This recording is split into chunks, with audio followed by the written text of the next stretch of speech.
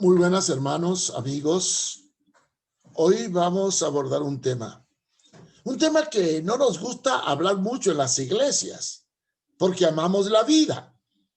Y siempre que hablamos de la muerte, si es católico se presigna, si es evangélico se entristece. Pero abordemos la muerte a fondo. Todas las religiones creen que después de la muerte hay algo. Después de la muerte hay vida. Los únicos que no creen en lo que haya algo después de la muerte son los ateos, que al no creer en Dios, no creen en nada, sino en la materia. Sin embargo, no cabe duda que somos peregrinos aquí, que la vida terrenal no es nada más que la etapa inicial a un viaje eterno del cual no hay regreso. Nadie sabe lo que hay al morir, pero sí por la palabra podemos saberlo. Es triste morir sin creer o tener la esperanza de una vida eterna.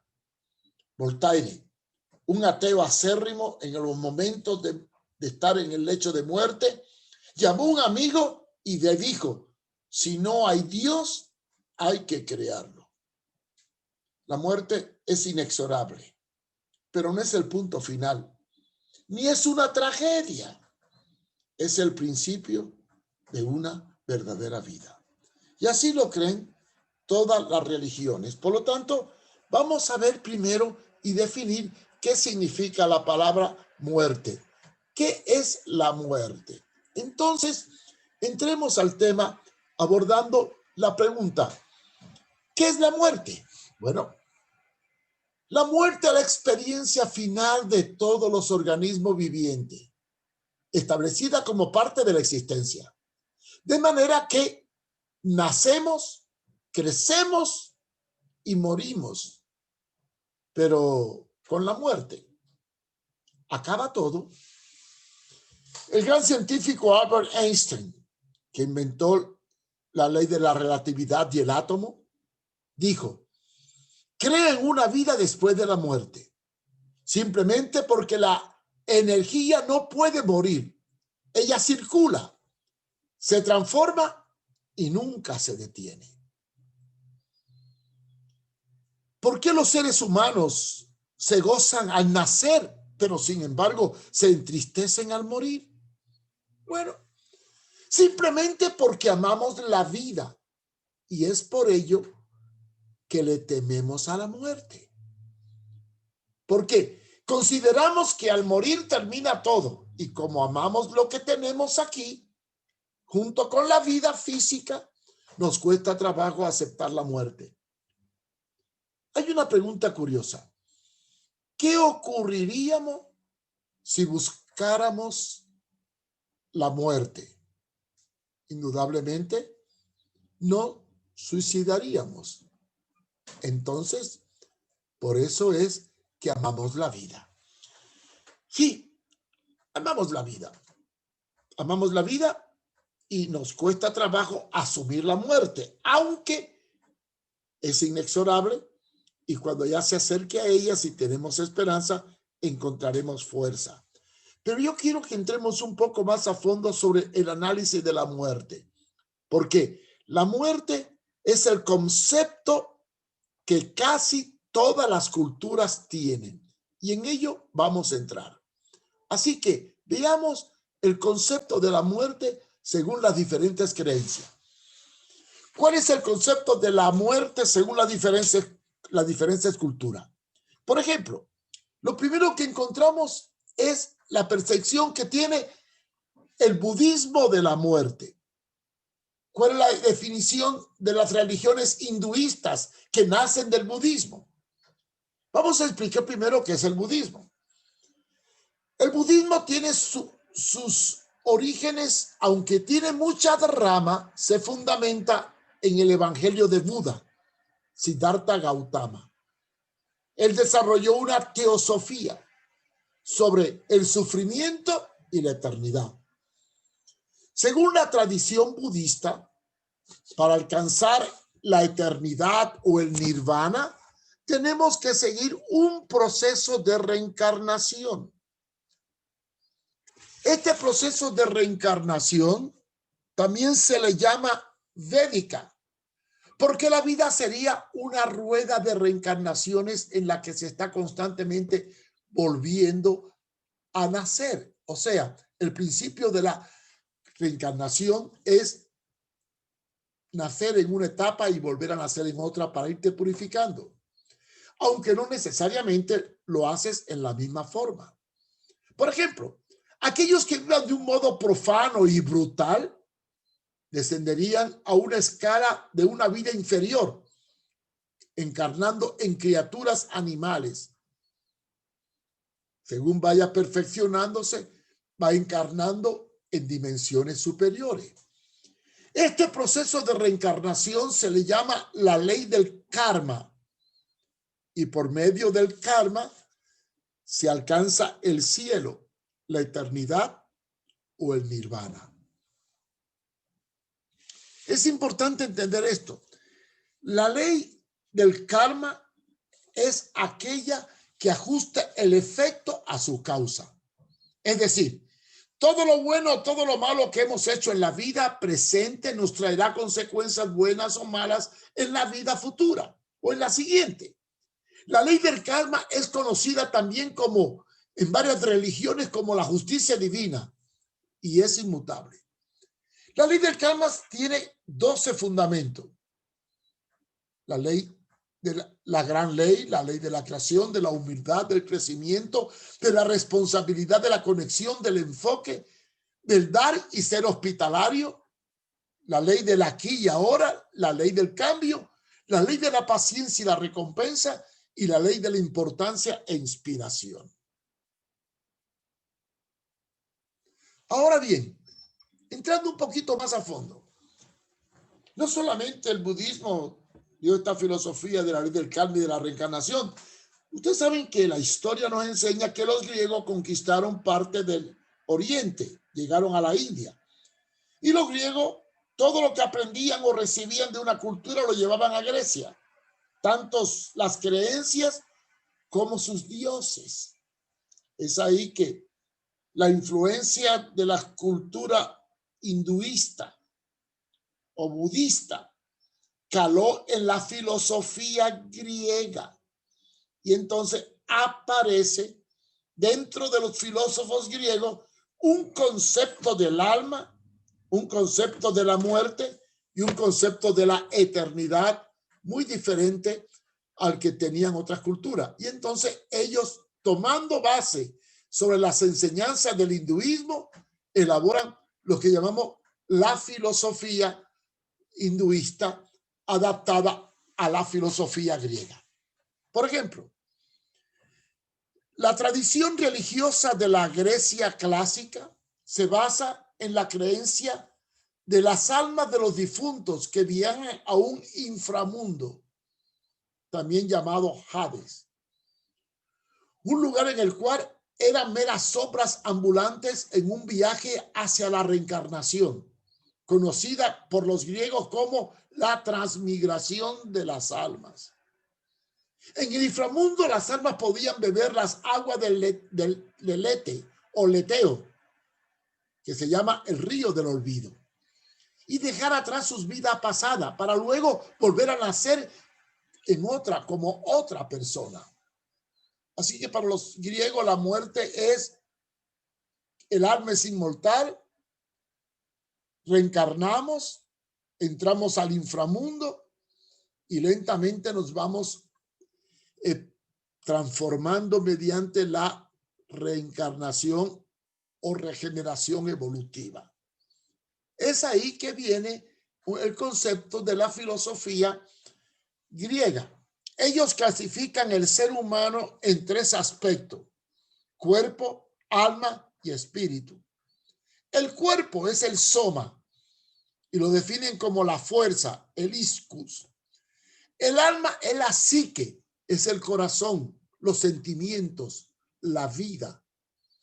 El espíritu es el neuma, es el entendimiento, el nous, es la potencia, la dinamis, es el yo, es el ser.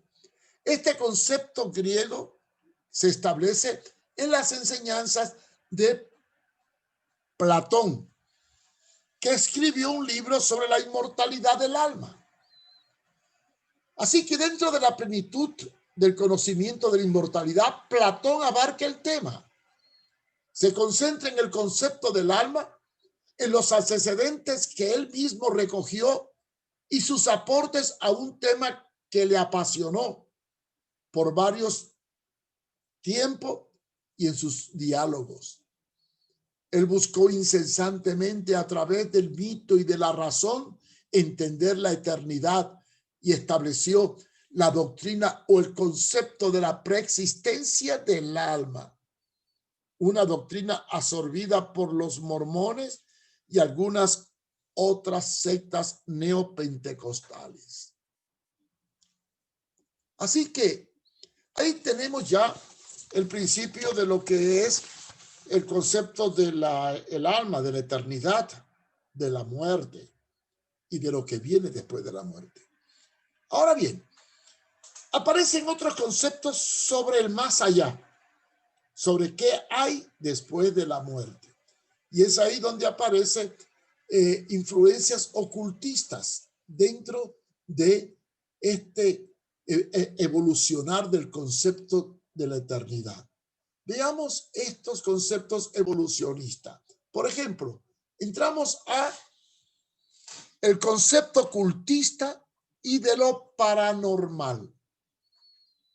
Según afirman los ocultistas o paranormales, existe un mundo de los muertos, al cual dicen ellos vamos a dar todos los mortales, pero en el que algunos podrían descansar en paz y dejar ir su vida al pasado. Otros, en cambio, se aferran a su vida terrenal y atormentados por una muerte violenta o prematura o por un amor incontenible para una persona viviente, se quedan sus espíritus vagando en la tierra. Y así nace la teoría de los fantasmas, de los espectros o de las apariciones de espíritu, conocida dentro del mundo del ocultismo como las almas en pena. Esto da lugar a la creación de una doctrina que se llama la doctrina espiritista.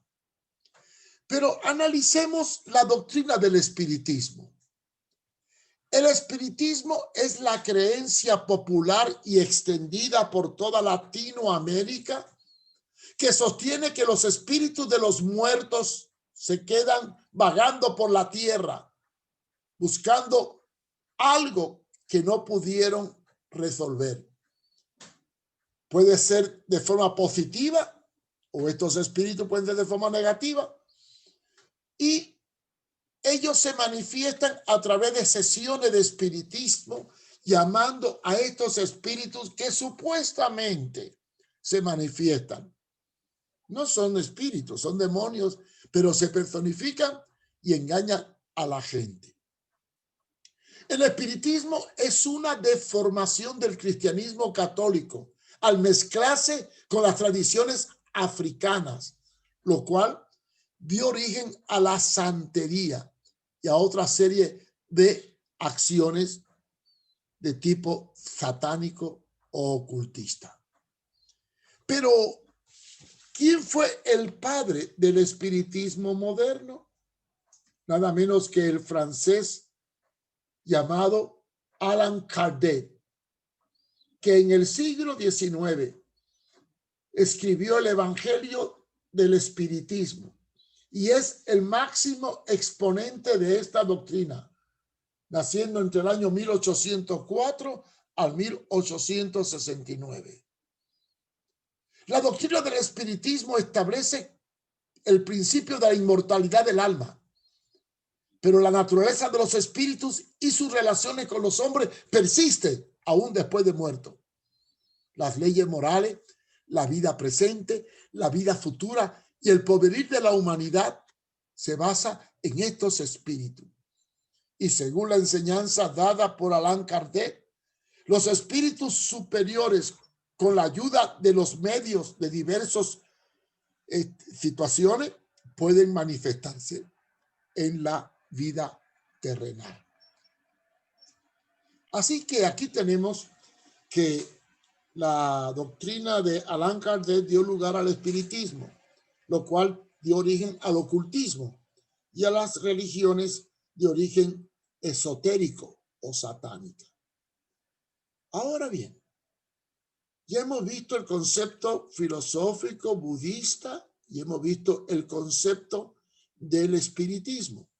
Vamos a andar un poquito más en esto y vamos a entrar al concepto que tiene que ver con las religiones que son catalogadas monoteístas. Las religiones monoteístas. Todas las religiones de tradición monoteísta, la palabra monoteísta es que creen un solo Dios, tienen un concepto de la muerte que es la separación del alma y el espíritu del cuerpo. Esta creencia está presente tanto en el judaísmo como en el islamismo y el cristianismo, que son religiones monoteístas, siendo la muerte para estas religiones un hecho efímero y transitorio y con diversos matices. Por ejemplo, vamos a analizarlo desde la perspectiva siguiente. El concepto del judaísmo sobre la muerte. El Talmud enseña que cuando Moisés o Moshe le pidió a Dios que por favor le mostrara su gloria, en Éxodo 33, 18, Dios le respondió: no puedes ver mi rostro, porque el hombre no puede verme y vivir. Los vivos no pueden ver a Dios. Entonces, el Talmud dice que la implicación es muy fuerte. Sin embargo, con la muerte llega una visión de lo divino. Es según el concepto judío, el cual ocurre cuando comparecemos delante de Dios. Entonces, sí le podemos ver. Qué interesante, ¿verdad? Bien, una de estas ideas la encontramos en el Mishnah, en la sección conocida como Pibeit Avot, ética de los padres. El Rabí Jacob dice: este mundo es un corredor, fíjense bien, es un corredor antes del mundo venidero. Arréglate en el corredor o en el pasillo para poder entrar al salón.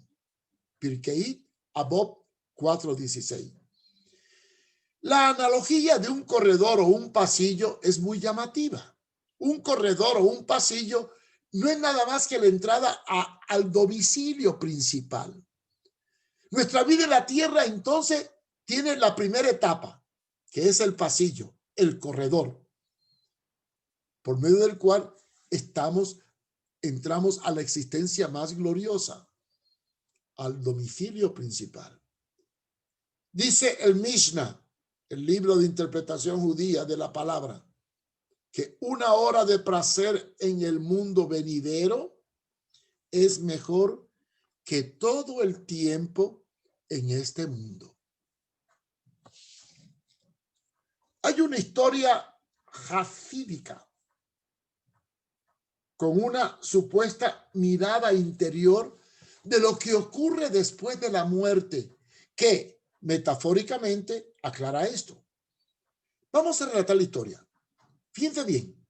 Fallece una persona muy rica, pero muy miserable, y está en la línea de espera para oír su juicio final.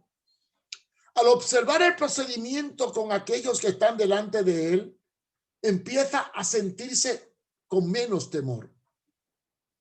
Él nota que el registro de los actos de caridad influye en gran medida sobre el decreto divino de pasar a la eternidad. Los regalos que uno hizo durante su vida pesan más que muchos pecados. Y esto lo anima a creer que va a pasar a la eternidad. Cuando llega su turno de presentarse ante el tribunal celestial, él dice, es cierto que tal vez no hice todo lo que debería de haber hecho mientras estuve en la tierra, pero permítame sacar mi chequera y escribir una buena suma para cualquier institución importante que ustedes recomienden. Pero entonces el juez le dice, aquí no aceptamos cheque, solo aceptamos recibo. Interesante, ¿verdad? Interesante este relato. Aquí no aceptamos cheque. Lo que tú vayas a hacer y lo vayas a experimentar es ahora. Buscar a Dios es ahora. La salvación no se compra después de muerte. Después de muerto no hay nada que te libere. Ni misas, ni rosario, ni nada. Todo lo que tú quieras obtener, lo tienes que obtener aquí, mientras viva, ahora, en este lugar. Pero vamos ahora a entrar al concepto del islamismo. ¿Cómo ven los islámicos la eternidad? Veamos qué piensan los islámicos de la eternidad. El concepto del islamismo sobre la muerte. Dice que ninguno entrará a Jannat, que es el paraíso, excepto con la misericordia de Alá, que es el Dios islámico. Por lo tanto, yo les he advertido de un fuego.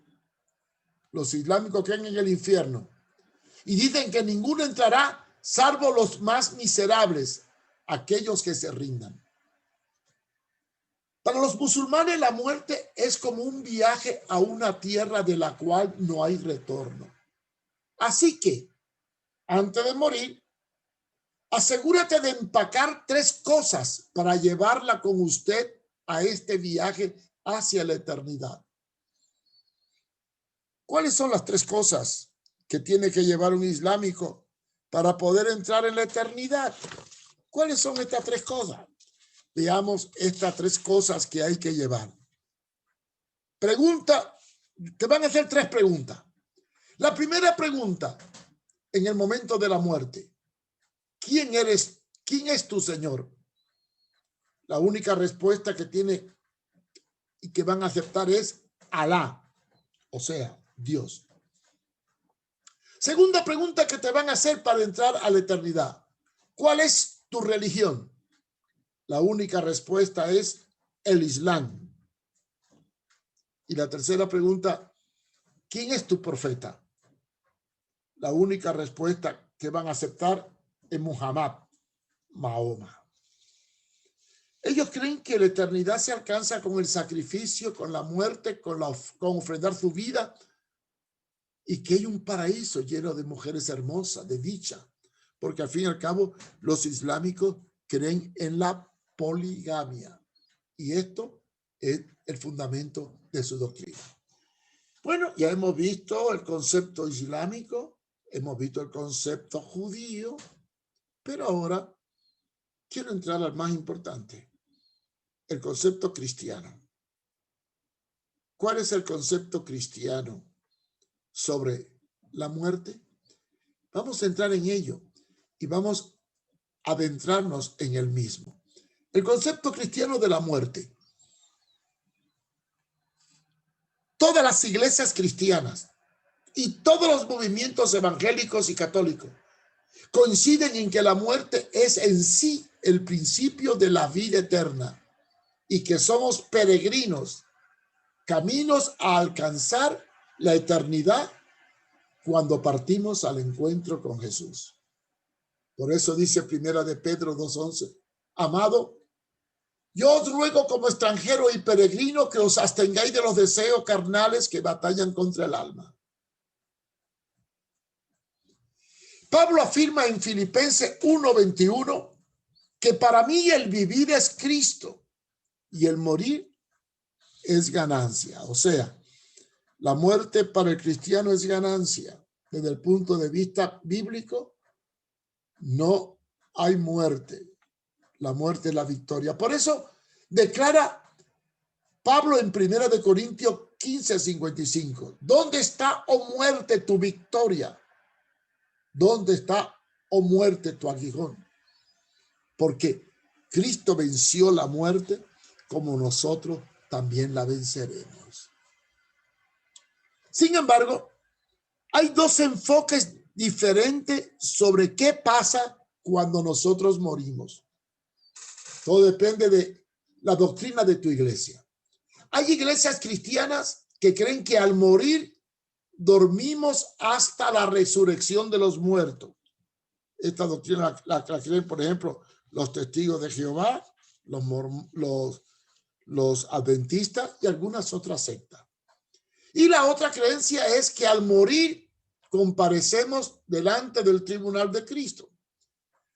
El hecho de que dormimos hasta la resurrección la toman de 1 de Tesalonicenses 4:14. Porque si creemos que Jesús murió y resucitó, así traerá Dios con Jesús a los que durmieron con él. Y el otro texto que apoya el hecho de que nosotros vamos a comparecer es cuando Pablo dice, es necesario que todos nosotros comparezcamos ante el tribunal de Cristo, para que cada uno reciba según lo bueno o lo malo que ha hecho mientras estaba en el cuerpo. De manera que desde el punto de vista de estas iglesias, creen que hay dos juicios, el juicio de Cristo para recompensa y el juicio ante el gran trono blanco para condenación. Sin embargo, vamos a enfatizar que existen otros conceptos sobre la resurrección de los muertos. Todo el que muere antes de la venida del Señor, sus espíritus van al cielo. Y cuando venga el arrebatamiento de la iglesia, el espíritu viene con el Señor a recibir un cuerpo glorificado y los muertos de Cristo resucitarán primero. Si queremos analizar bien el cuerpo glorificado, tenemos que buscar en Corintios esta enseñanza de Pablo en el capítulo 15. Dice 1 de Tesalonicenses 4:16.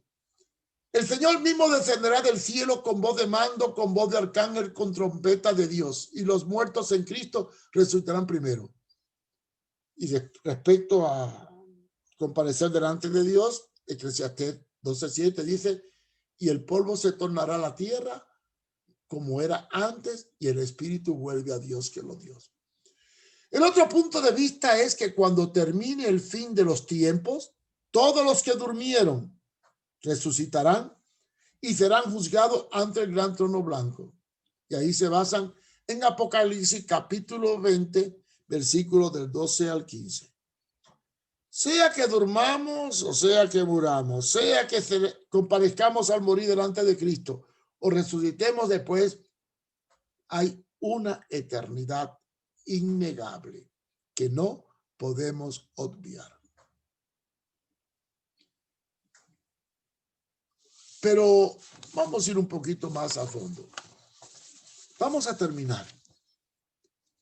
Para un cristiano no debe temerle a la muerte, porque la misma es pasar de una dimensión a otra, ya que la materia se transforma y nunca se acaba. Y la muerte la alcanzamos mediante un cuerpo incorruptible. ¿Sí? Porque es necesario, hermanos, que el cuerpo se revista de incorruptibilidad. Porque es necesario que esto corruptible se vista de incorrupción y esto mortal se vista de inmortalidad. Y cuando esto corruptible se haya vestido de incorrupción y esto mortal se haya vestido de inmortalidad, entonces se cumplirá la palabra escrita. Sorbida es la muerte. Como cristiano, no debemos temerle a la muerte. Tenemos que aceptarla. Claro, no amarla, ni buscarla, pero ver como el viaje eterno. Tener todo preparado para el encuentro con Dios. No acumular tesoros en la tierra, dejar todas las cosas ordenadas y saber que hoy estoy aquí, pero mañana ya no estaré. Y cuando quiere entender más la vida, acordémonos de aquellas palabras de Jesús que habla de la eternidad, de la vida después de la muerte. Cuando dijo que el grano de trigo, para que dé vida, tiene que morir primero.